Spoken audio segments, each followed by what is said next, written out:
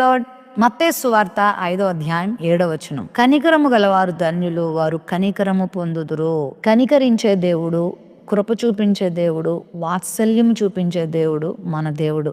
ఆయన ఉన్మాదుడు కాదు, దేవుడు దుర్మార్గుడు కాదు, దేవుడు మంచివాడు, కనికరమును చూపించే దేవుడు. అయితే ఆ కనికరము నువ్వు దేవుని నుండి పొందాలంటే నువ్వు కూడా కనికరమును కలిగి ఉండాలి. నువ్వు కూడా ఇతరుల ఎడల దయ కలిగి జీవించాలి. జాలిగల మనస్సు, ప్రేమగల మనస్సును నువ్వు కలిగి జీవించాలి. అలా నువ్వు ఉన్నప్పుడు నువ్వు కూడా కనికరించబడతావు. దేవుడు ప్రేమ కలిగిన దేవునిగా ఈ లోకానికి దిగి వచ్చాడు. మానవుడై మనందరి కోసం తన ప్రాణాన్ని పెట్టాడు. కుష్ఠరోగులను చూసి కనికరపడ్డాడు. ఆయా భయంకరమైన రోగాల చేత పీడింపబడుతున్న వారిని చూసి కనికరపడ్డాడు.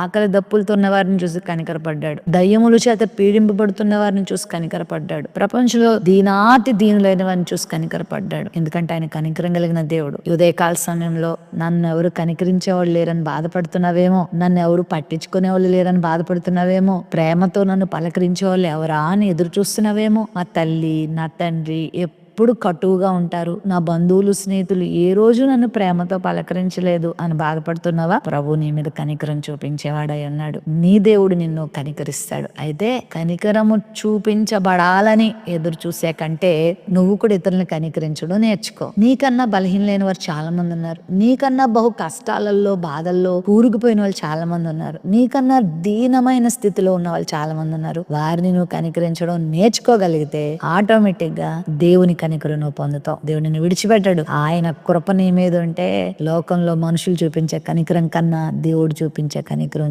చాలా శ్రేష్టమైనది. ఆయన కనికరాన్ని పొందుకోవడానికి నువ్వు ప్రయత్నం చేయి. ప్రేమ నమ్మకం కలిగిన మా తండ్రి, నీ కనికరమును పొంది, నీ కృపను పొంది, నీ చేత కనికరించబడే కృప రోజు వాక్య వాగ్దానం వీక్షించిన ప్రతి ఒక్కరికి కలుగును గాక. నీ కృపతో ప్రతి ఒక్కరిని నింపండి. యేసు నామమున అడుగుచున్నాం తండ్రి, ఆమేన్.